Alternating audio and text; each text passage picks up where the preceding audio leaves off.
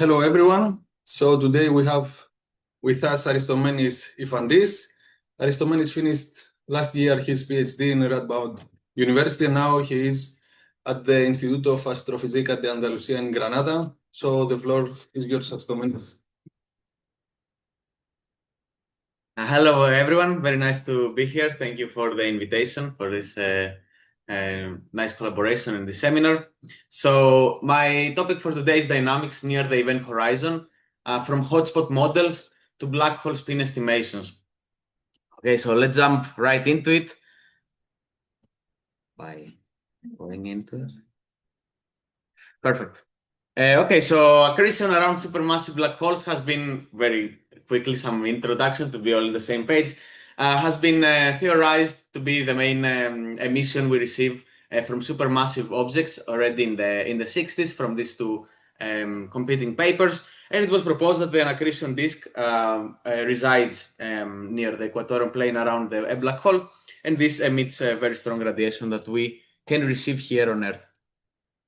So there are many accretion models proposed throughout these decades from the 60s. You can see some examples here from the very famous thin disk on the left to the thick polished donuts and so on. So very intuitive way to categorize and to differentiate between all these models is this type of graph, where we have on the y-axis the mass accretion rate of the accretion disk of the object increasing, and on the x-axis the optical depth, so how see-through or not see-through is the disk. And you can see again that the disk can cover a big space on this graph, but we focus mostly here on the ADAF models down here on the bottom left.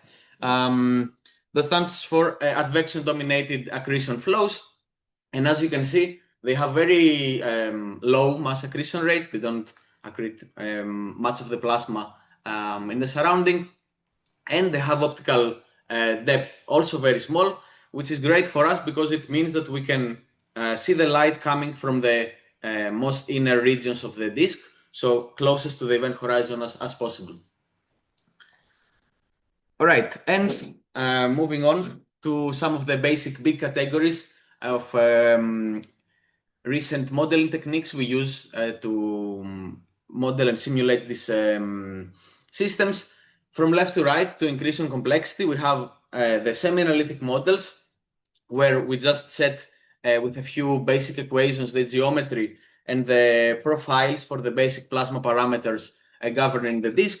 You can see here a very simple schematic example, and this we can set up pretty easily in radiative transfer code and get a solution that is not dynamic, but it gives a good estimation, a rough estimation of the total emission or some properties of the parameters, the space-time, like inclination and so on.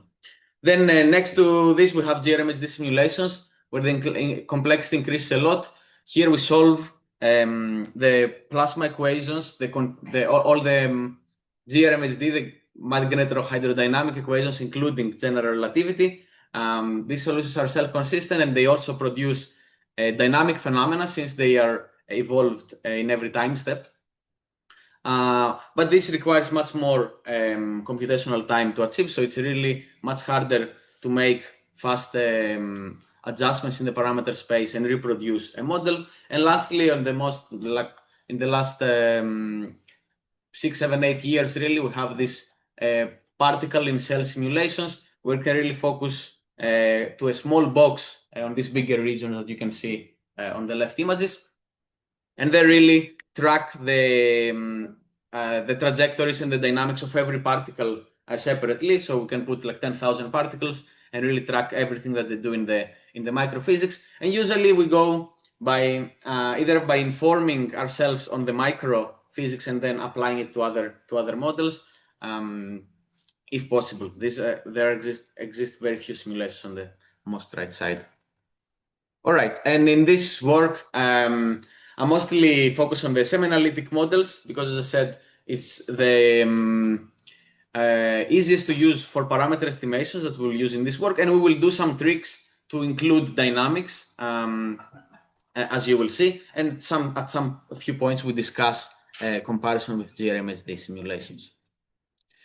Right, so we have solved a bit of the background on the theory and modeling of the disks, but the next step is to take a look at how the light emits from the plasma and how it transmits. You can see these very nice videos. On the left, you can see this hot puffy plasma emitting in a more artistic way. And on the right, you see how the ray tracing itself, the rays, the light rays that start from the plasma and reach somewhere very far, like a telescope in Earth, because of general relativity and the bending of space-time, follow rather strange trajectories, which are curved, and for instance, we can see at the same time the background and the foreground of a black hole. All this we should take into account when we analyze emission from black holes. And so what I was just describing, there is this special effect in black holes where we can see light that has been bent half, 1.5 orbits around the black hole and so on.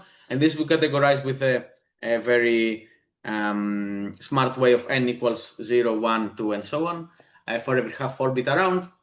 And you can see that at the end, an image that we receive is an addition of all these separate images. Here you can see the direct emission, so it doesn't cross half a time yet. And then the next step, here you can see the lights bend once, and they create a thin region because there is only a pretty well localized sphere around the black hole that the photons are able to have near circular trajectories and at some point escape, and that we call the photon sphere. This will become useful somewhat later in the talk.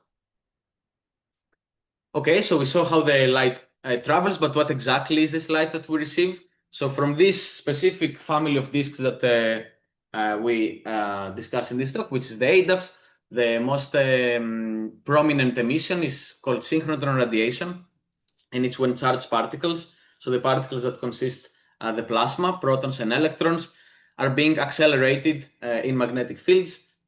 And the important thing is that this is a pretty well understood phenomenon where we know that the radiation must be quite strongly polarized in one plane. So the electric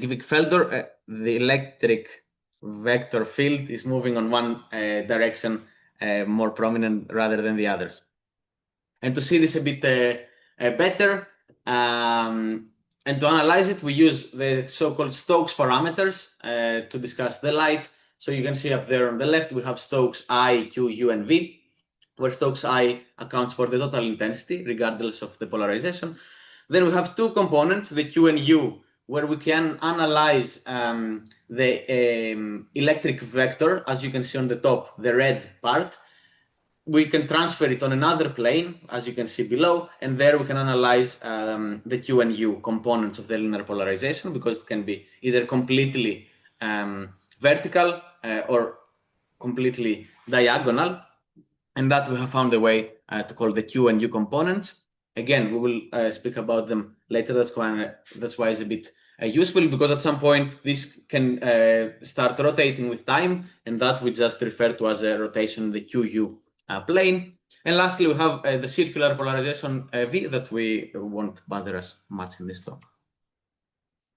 All right, so we have a lot of components in this modeling and theory introduction. So we just need a target now, and this from this very nice movie produced in Radboud University.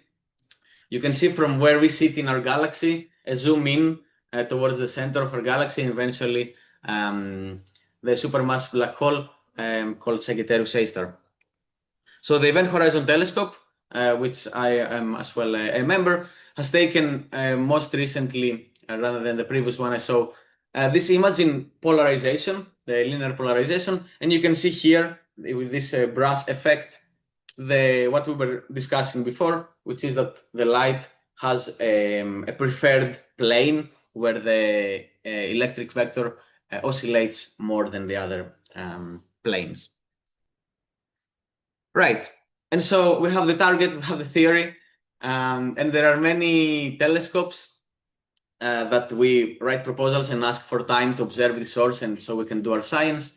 And here just a few examples is the ALMA telescope in radio waves, one of the most powerful telescopes in Chile.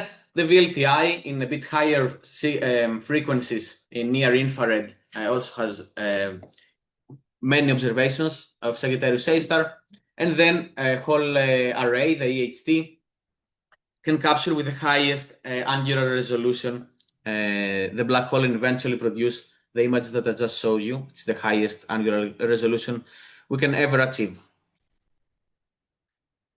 Right, so what do the observations say exactly?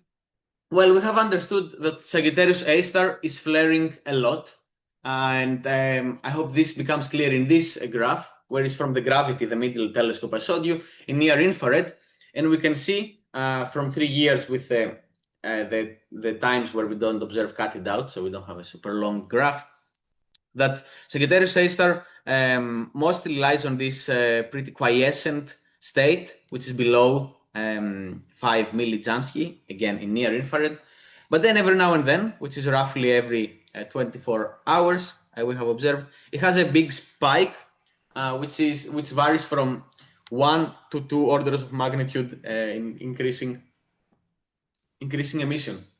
So this is a perfect observable for us to try to understand and reproduce.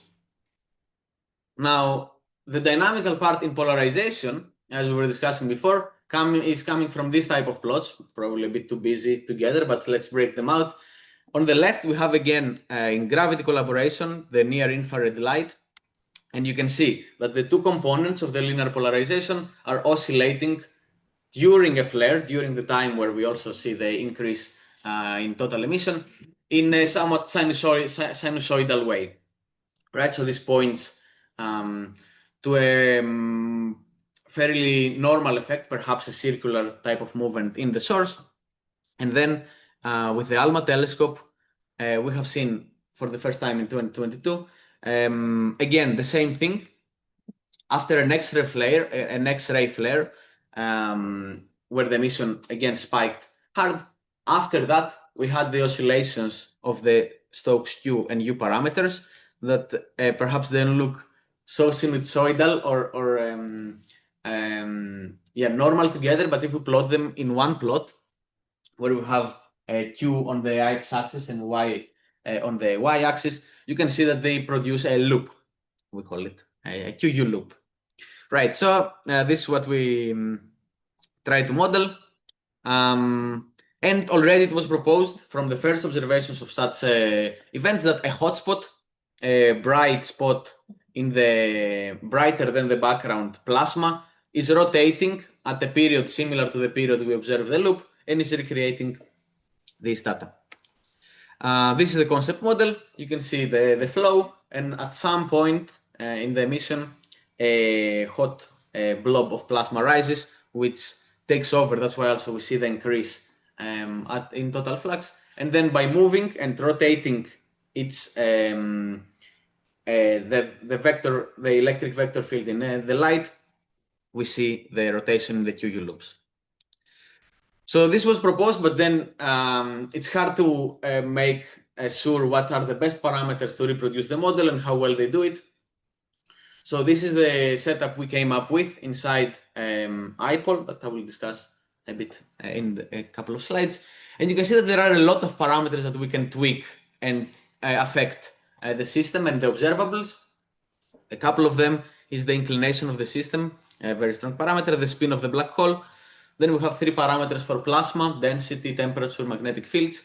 The distance of the hotspot, how fast it's cooling, how fast it's rotating. All this we need to find the best parameters to do so. So for that we created BIPOLE, which is for Bayesian IPOLE. IPOLE is the radiative transfer code written from my PhD supervisor, Dr. Mosi Brodska, with the Dynasty Bayesian tool produced there from Spiegel in 2020. And so what we do is we feed the real data, we select a sampler, the sampler chooses parameters, makes the ray tracing, reproduces the data, we compare them with the real data, and the sampler is reinforming the parameter space and he chooses new parameters. in order to converge to the best solution. So that's what we did, and you can see here our best fit model.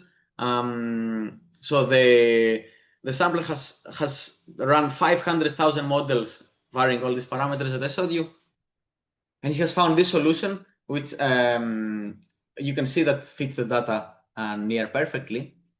And what I would like to draw your attention to is that at some point in the image, due to the magnetic field orientation with respect to the movement of the hotspot in the disk, the first image, that is this blob there, kind of shuts down when it crosses through that pass.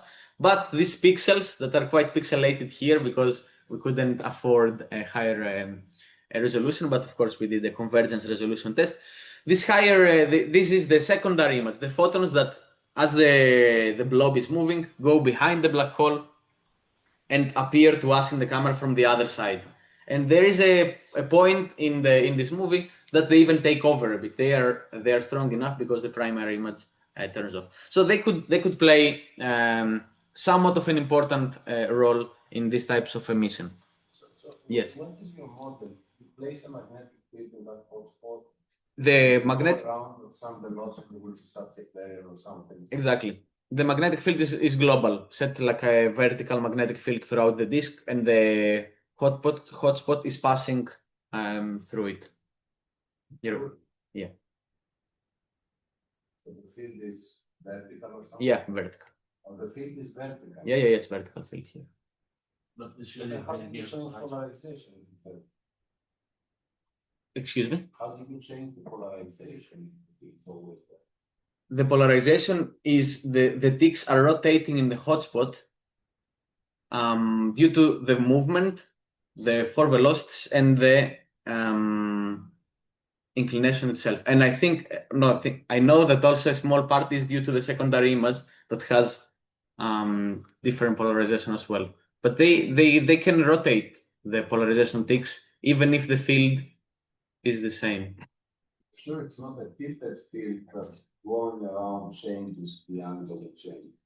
If it is tilted, then it's from different phases in the orbit. So it's tilted with respect to us. Yes, but because that doesn't change. No. So always the field that is illuminated by the globe is always pointing in the same direction. Yes. And yet you get different polarization. Yeah. And the motion of the hotspot is at the equatorial plane? Yeah, here in this model here is at the equatorial plane only. Always. Yeah. And the vertical field has been chosen as in another study that has been done with 3 different magnetic field configurations from a colleague of mine in Radboud and also from the gravity collaboration. The vertical field is the only one that can reproduce this small inner loop that happens just there, just now, over there. The other types of fields don't exhibit this type. Probably it's most likely, as typical is, that a combination of fields is the most likely, but it's harder to code, to reproduce. So the vertical seems to be the most strong one, so that's what we choose. Yeah. Do these data have also the motion in the plane from gravity, or no? Unfortunately, during this observation, gravity wasn't observing, so we don't know. We don't have gravity data for this particular radio. So a different question for the ones that we have gravity data. Yeah. Do we have? No. We've never had the ALMA with gravity together. ALMA only has this observation. Gravity that has some QU loops. No? Gravity has many.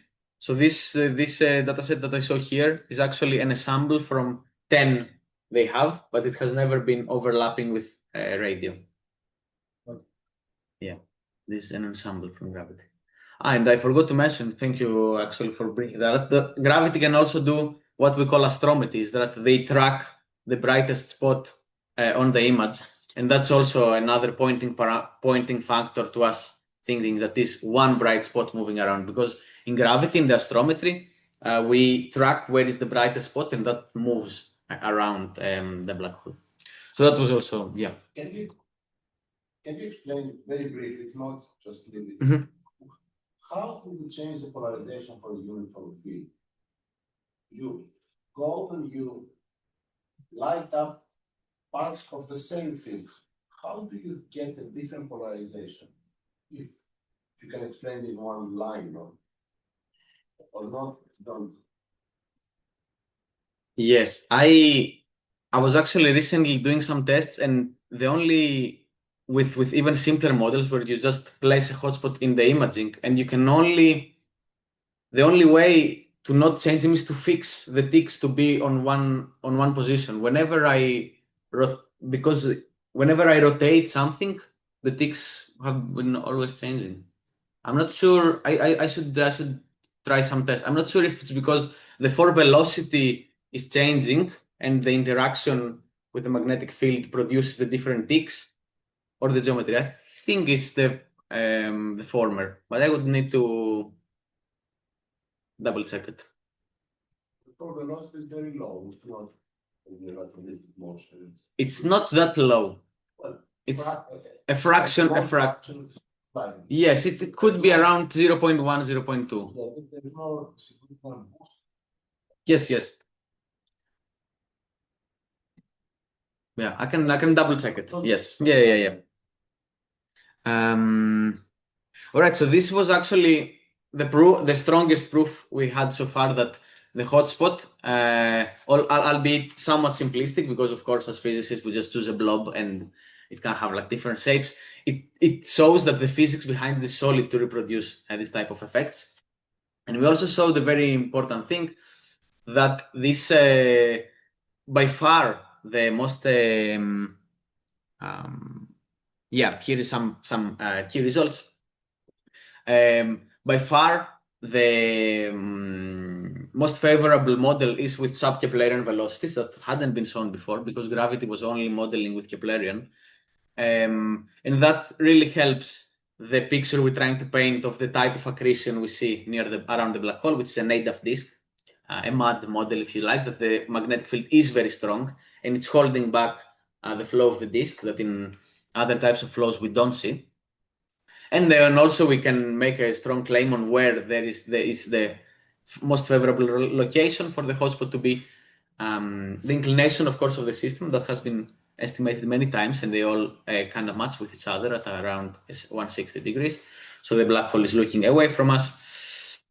And the magnetic field orientation, these two models, actually, you can see here, the green is with a magnetic field orientation pointing away from us, and it has a very distinctively different performance in the so-called evidence.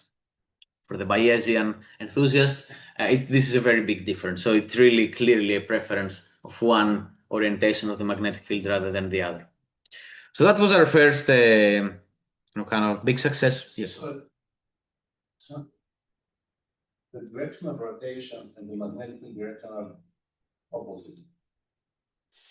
Well, if the galaxy is pointing away from us and the magnetic field towards us. Yes. So they are opposite. Yes. So the rotation of the hotspot points away, the magnetic field points towards us, yes. No, the rotation of the hotspot on the sky is counterclockwise or clockwise? Clockwise. It's clockwise. Yes. And the magnetic field points towards us. Yeah. And this is ALM observations. Yeah. So they're not resolving the resolution. There is the No. They don't have astrometry.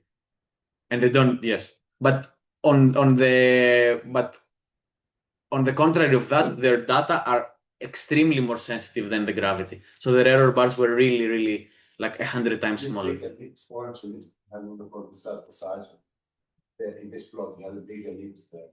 No, that was just to show that in this location, actually, that's what I was referring to before, to the force velocity of the hotspot with the orientation of the magnetic field actually turn off synchrotron radiation in this spot. So if you actually have in my paper another plot where it shows that the primary image turns off at this location. Obviously, here is without a background. The background we model separately because it's too complicated, but so it must be something there. But in this model, in this orientation, and for that inclination, completely shuts off for like 25% of the orbit.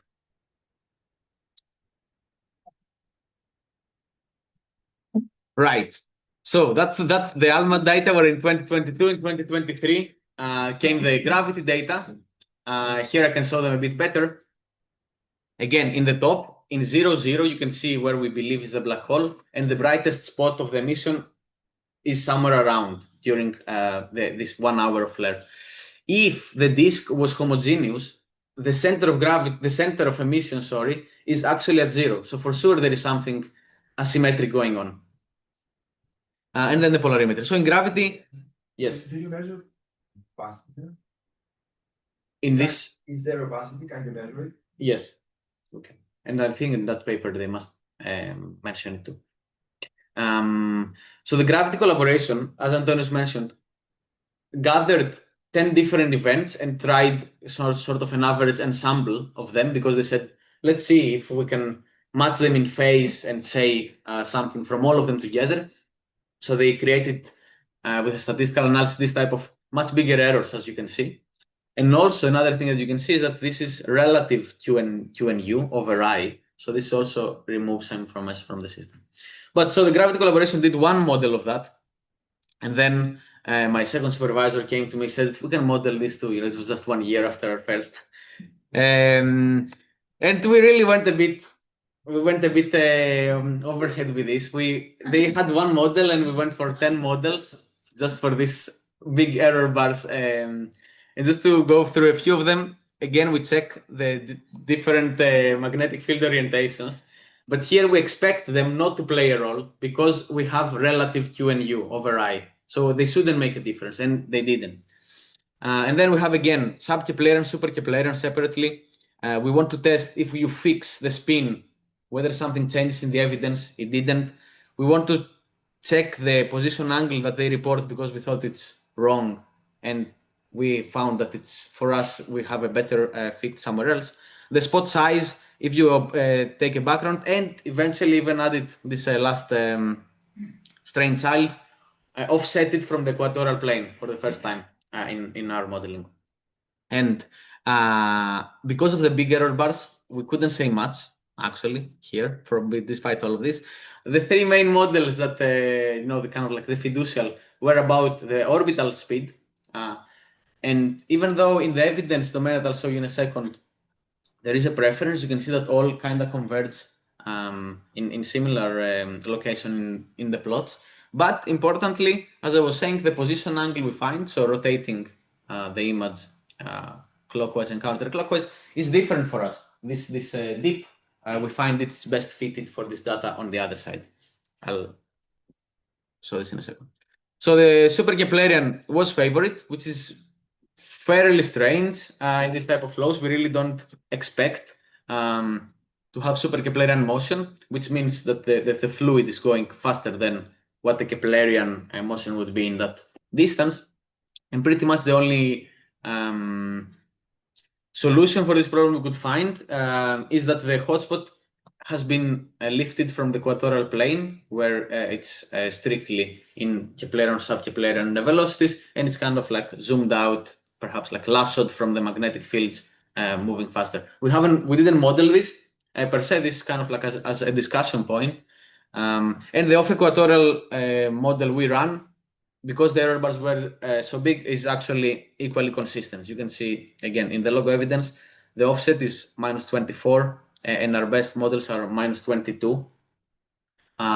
So a -2 in low evidence space is not something very strong. Right.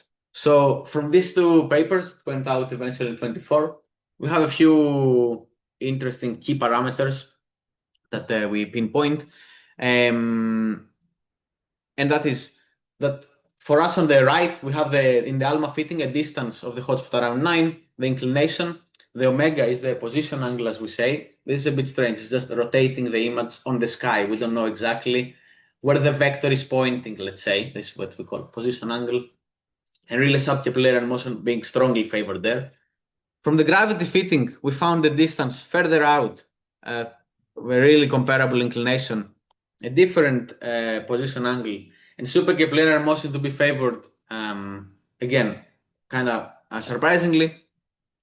But the gravity people find stuff that are a bit more similar to our ARMA fitting.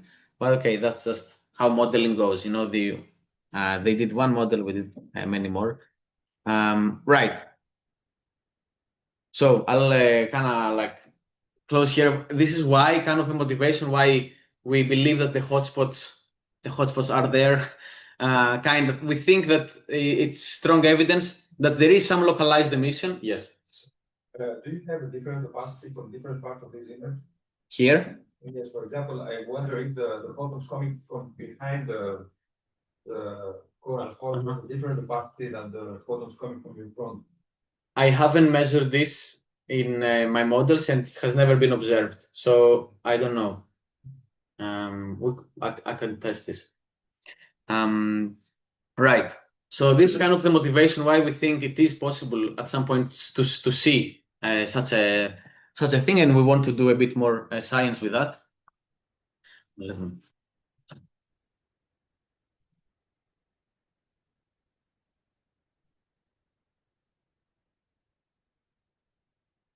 So in this the last leg of this presentation, I'll talk for a continuation of these projects, and then the last part I'm running right now. So now we saw that the hotspot itself is fairly good at reproducing observational data, and I already showed you that we could expect at some point to have the secondary image visible. The secondary image is very important because it can encode the highest amount of space-time information with respect to all the features that we've been discussing, because the photons spend much more time near the black hole in the near vicinity, and they're strongly lensed from the gravity around. So we want to test whether we can do a spin estimation by hotspot observations if we were to observe both the primary and the secondary image of a hotspot. So what would happen? We would have an observation, and as I saw here in a simulation domain and in a schematic, we would see actually two spots, and we could measure the difference in position angle on the sky. So this angle here, that would be roughly 180, let's say, and we hope that with this could tell us something about the spin. So let's test this. There must be some existing research, there is always some, and so far it has been mathematics. I put it just here to show that it's a bit of a thorny problem if you take it from first principle. This is a very nice paper from Gralla, that this is just in their introduction actually. But the bottom line is that there is an equation that calculates exactly this position angle I was talking about, the delta PA. It's not that pretty, and it has a couple of drawbacks even to do, even if you like calculate in code. It's valid only for n rotations around the black hole approaching infinity. So the n equals 1 is quite different because the photons haven't been lensed so much yet. And then it's valid for hotspots that start already on the photosphere. It doesn't have a scaling relationship for the hotspot being far and the photons having to travel. What is the photosphere here? The photosphere is the photon ring, where the photon ring. So just an example of this, I ran a test with very high resolution here, where I can even see the third image. Down here, you cannot see it, but if you zoom in, again, this is 1,000 pixels squared. And again, you can see some of the pixels being lighted up. This is the photons that cross twice around the black hole and come to us. And the difference from n to 0 and 1 to 2, approaching n infinity already, you can see that it's quite different. So the n 0 to n is down at 198. Then it's 214, and actually the theoretical position for n approaching infinity should be 216. So it makes a big difference. So we don't have quite a way to, we didn't have quite a way to calculate this before this work. So we did the first new findings. Don't want to dwell on that much, But from this analytic position,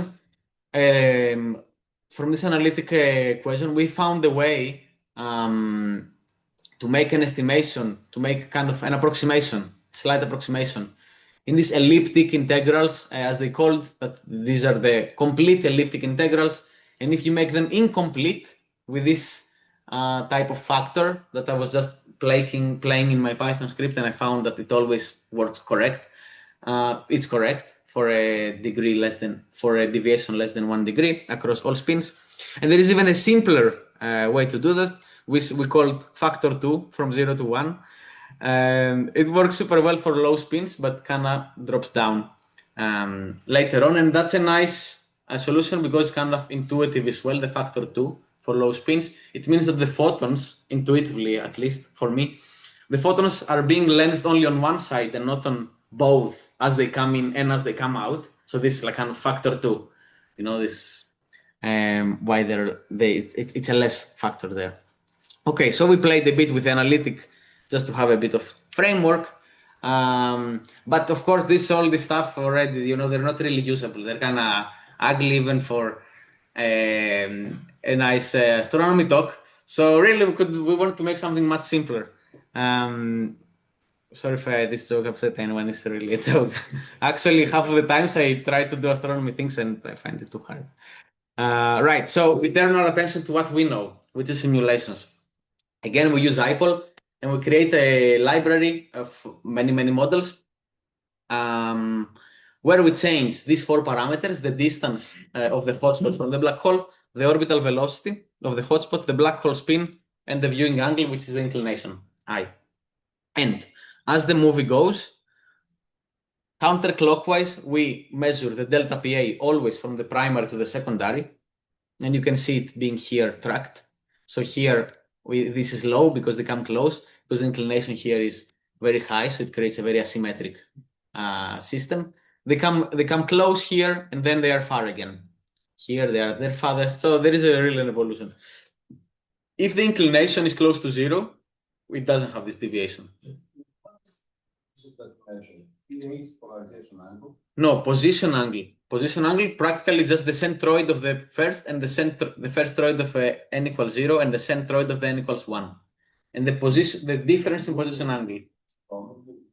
Yeah, I do astrometry so in the ray tracer, I wrote another version where I create 2 matrices, and in one I hold only information of the n equals 0 and the other one only information of the n equals 1. Yes. I'll show you. All right, we also track just the difference in arriving time from the photons. So they take like roughly from 5 to 10 minutes for the photons to go around the black hole. It's kind of like the same time it takes from the light of the sun to reach us. Kind of funny numbers. Very human. Okay, so we want to see if we can make any observations from all this. What is the time difference? The time difference is for the first photons from the n equals 0 to reach us, and the secondary photons from the time they're emitted. So if a hotspot lights up, this you will compute. I mean, this I compute. Reality, how you can... In reality, if you were observing, you see the hotspot, and if you are sensitive enough to see the secondary image, you will see it after 10 minutes. But at all times, you see even from before, I mean, from the secondary image, and how can you distinguish this? Yes. There is a time difference. You will continue to see the first. Yes, of course, but that you could observe only, we don't really do science with this, but you could observe only if you observe at the time the first one goes light. Then, okay. Yes, then you will wait 10 minutes roughly to see the secondary. And then it will always be together. And then at the end, it will shut off and the secondary will remain. But this was just for fun, tracking delta T here. So we were looking for trends. The first trend we find is that there is a way to disregard the viewing angle, the inclination, so these variations, regardless of the inclination you are. If you take the average delta PA from a full delta PA curve, so if you average all this stuff here, you know, you have all this curve, you average it out, turns out that the average value is always very close to the value at 0. So if you have a full period, you average it out, all the position angle differences, and you can kind of disregard it. It's the same as 0.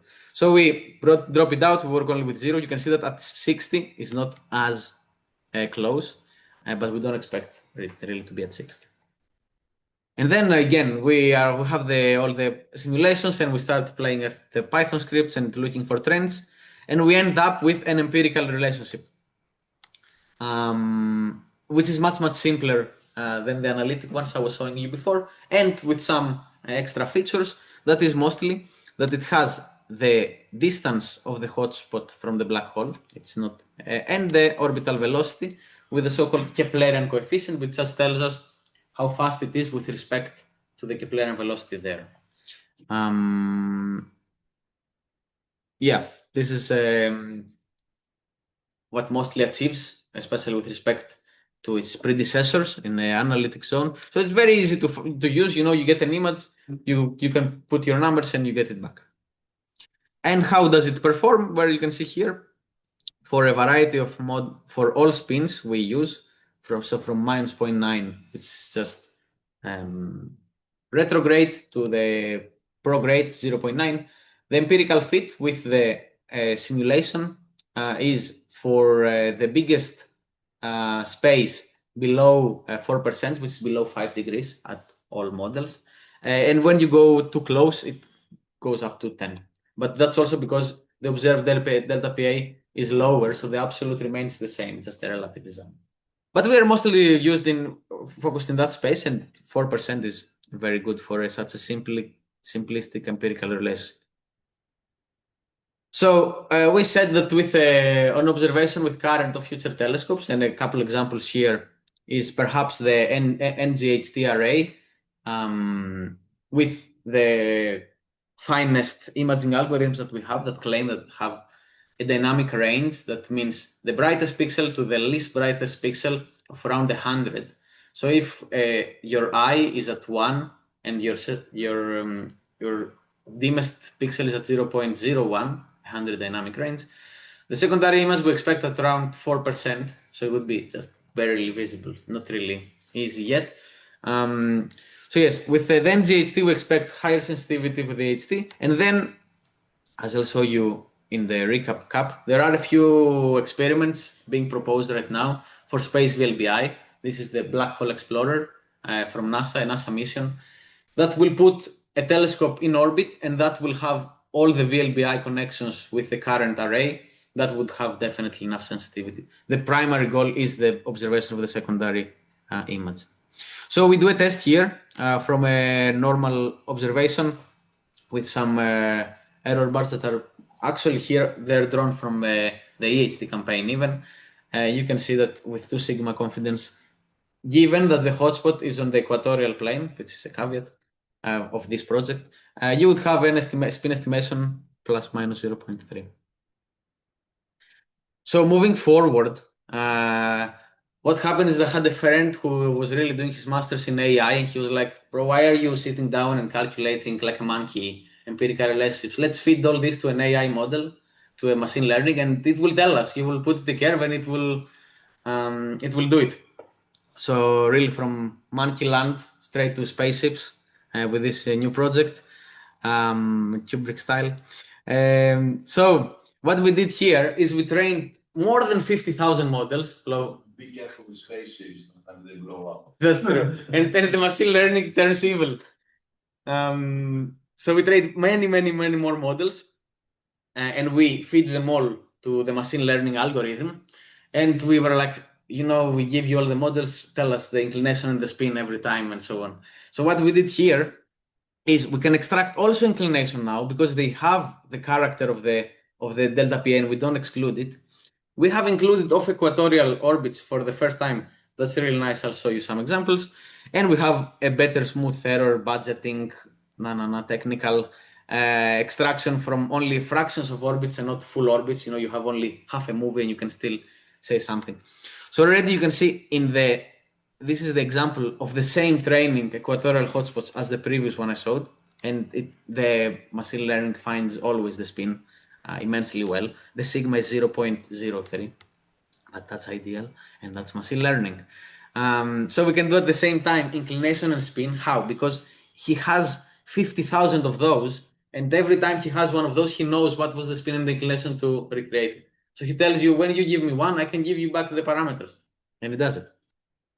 So here you can see roughly its errors of 0.1 for spin and 2 sigma of 10 for inclination. And even in F-equatorial orbits, it can tell us how far a hotspot can be from the equatorial plane and orbit around. So how does this? Oh, I didn't put the GIF. It was the one I did right here. So the interesting thing is to see how the delta PA curves change for a same hotspot, but in different off-equatorial locations. So this is degrees of the equatorial plane. 0 is on the equator, minus 20 is closer to us, plus 20 is further from us. So this is the further out. And you can see that when it's closer to us, so the hotspot is on our side, the delta PA will curve deeper, will become lower. When it's farther out, the effects are smaller. So again, it's hard to find trends for all this stuff, but machine learning can do it.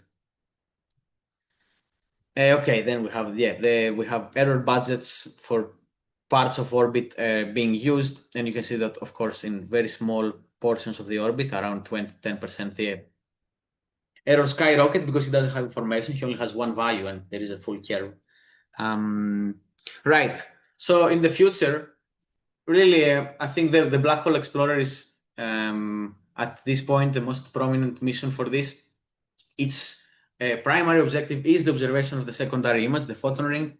If they would see it and at the same time have a hotspot, that would be a really prominent way to use all this analysis we're doing here. On the European side, a bit more ambitious project, and on a larger time scale, we have the SARP, which is kind of like LISA, but for space VLBI instead, radio VLBI.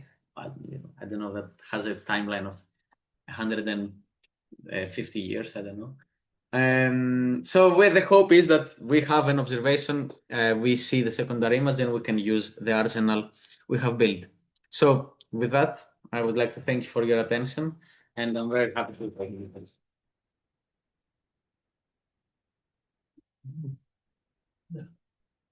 Yeah, thank you, Aristomenis, for this nice talk. So now we can have some questions from the audience. If there is, yes, please. Do you expect to get more information than from the shape of the light ring if you're able to observe that? Yeah, I haven't done a direct comparison. In my understanding, the shape and the dislocation of the photon ring is a more sensitive effect. It requires more sensitivity than this. Sensitivity to observe it. I think so, yes. Because the dislocations are pretty small. And here, with a big difference in orbital speed and spin, you have a big difference in their position angle difference. Any other question? So, yes, please. When you train the model for the lens image, you put it at any position, you do ray tracing. So all around the black hole. Exactly. It starts from all sorts of locations. We always track one full orbit with 2 minutes cadence. But then, as I was saying kind of briefly, because I didn't want to overtake time, we have a model where we say, a case where we say, let's see what happens in the errors if you give it the full orbit, but then let's see what happens if it has only 80% of the orbit, and then only 60% of the orbit, and only that, and then it's with noise and without noise. What are these orbits? The orbit is how long it takes for the hotspot here, from where it starts to reach again the same location. That's a parameter. And that's one orbit, yes. And for some, it happens faster and some slower because we really vary their orbital speed from 0.2 to 1.4 Keplerian. One thing that is strange, and others may disagree in the sense that this thing may not be in an orbit that closes and may just move out, for example. One thing, the question I have is, all your this closed curves and polarization, they seem to close once. Do they close second time or half of the time or? In polarization, specifically, it always seems that they have a small double loop. It's a double, so it's like It's a pretzel. It's a pretzel. Yes. Yes, and that is because the EVPAs on one orbit of a hotspot, the EVPAs turn twice. Okay, fine. So Yeah. that's an issue with EVPAs. But that's what is in the QU2. Fine. The question is, you always observe only one orbit. Yes. Why is that? Why is it? Why do you have this coincidence that the hotspots survive for only one orbit, no less, no more? Yeah. Always. Is that strange? Yeah, it is. But it seems that is the dissipation timescales, at least my understanding, because it's all very active, just happen to match it. Of course, we have. Yes, of course, we have the bias that when we model them, it looks that it ends similar to where it starts. So when we put it in the model, the model pretty much always thinks this is best. But I don't know. I mean, a comment Ioannis in his paper, he estimated the cooling time. It's something like this. Yeah, so I don't know if this is. Always happens wherever you start. At 5 RG. For Sagittarius A star, for the magnetic field that the HT says we see. The other thing is that actually we cut the loop also where we see a loop, because afterwards it may continue a bit, but we cannot tell anymore if it's not exactly in the same location. So for instance, in the gravity data, which is they have the astrometry and it's even clearer. Okay, actually the model is a circle, but the data points are the circle, of course. But they start and end in the same spot. So then they say, here is where we cut it. Because You're sure they cut it, but they don't continue observing? Yes, no, they continue observing, but this is where they cut their data set. I guess for them then afterwards it's harder to model and to say this. So there is a light curve. There is a light curve. If independent of the astrometer, there is a light curve. No astrometer, and the hotspot goes down. It's not about orbits. When you do the light curve, you have a flare from Sagittarius A star, and always the time is around 1 hour. The flare has a time scale there. Yeah, there is the time scale of 1 hour always. Times for your modeling of the polarization, for gravity modeling of the moving centroid, and they always match. Yes, I mean in the parameter space we use, we have from 15 minutes to 120 minutes. But the best model is the one that lasts just one orbit, the best fitting model. Because if you see the light curves, yes. But for instance, in where am I? I'm going in the wrong direction.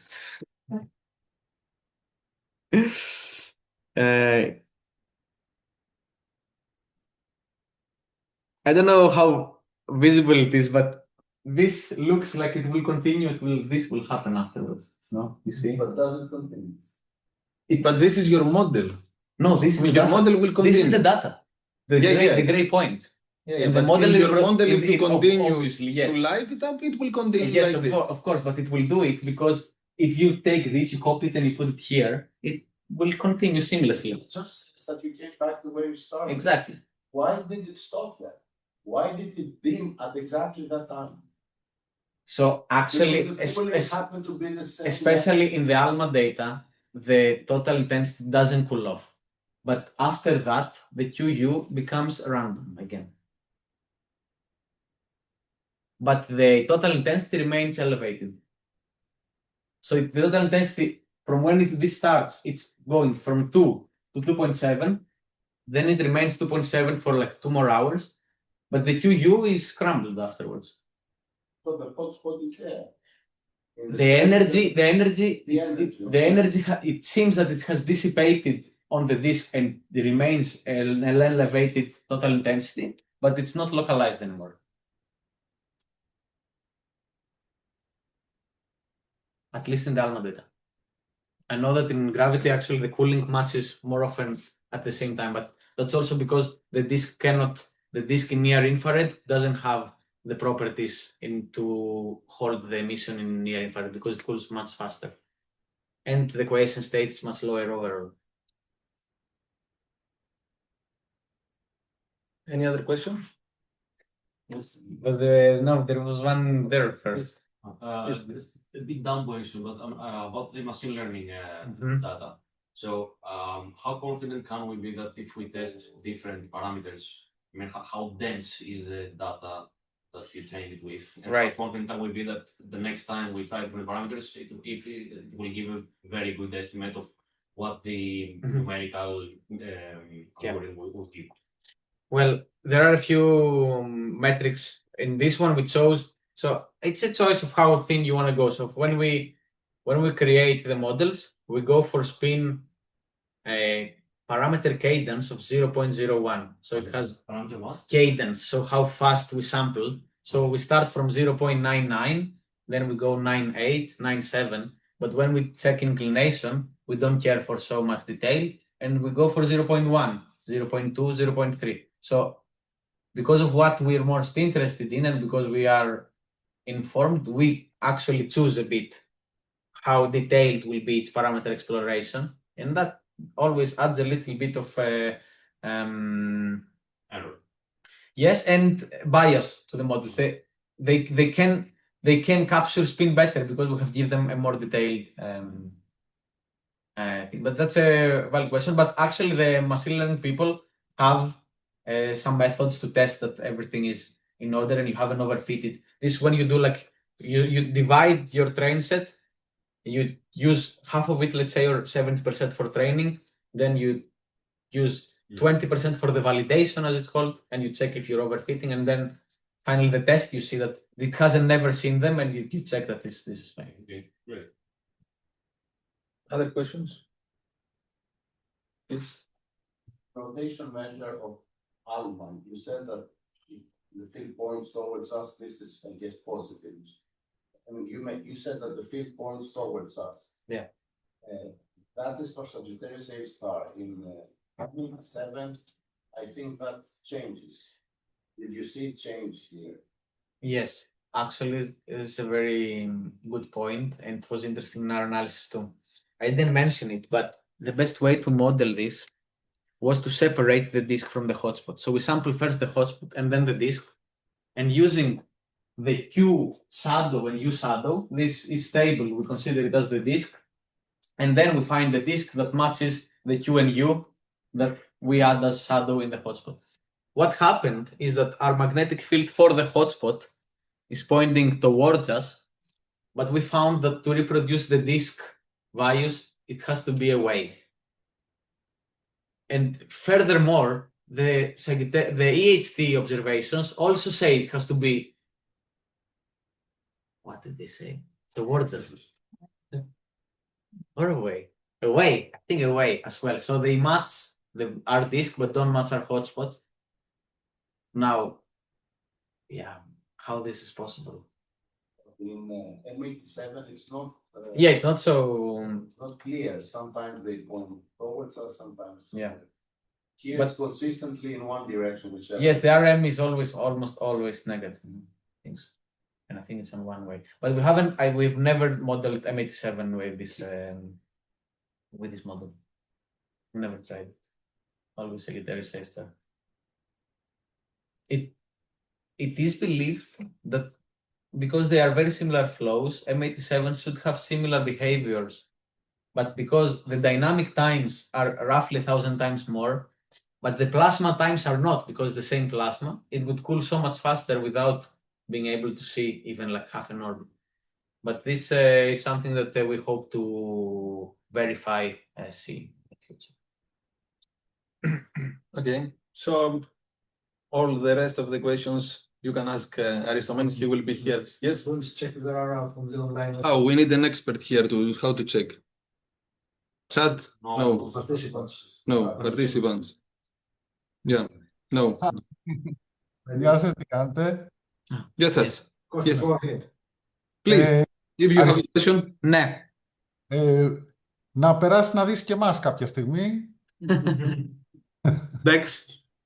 Θα το κανονίσουμε. Ωραία. Θα σας στείλω. Πολύ ωραία ομιλία. Ευχαριστούμε. Thank you for the question.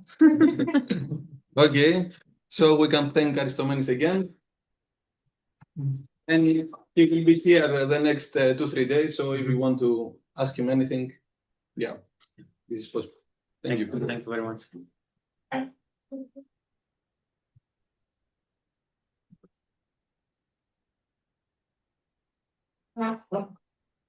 Δεν μπορούσαμε να πει να πάνε πάλι στο πρόσφατο και έπρεπε να κάτι να μην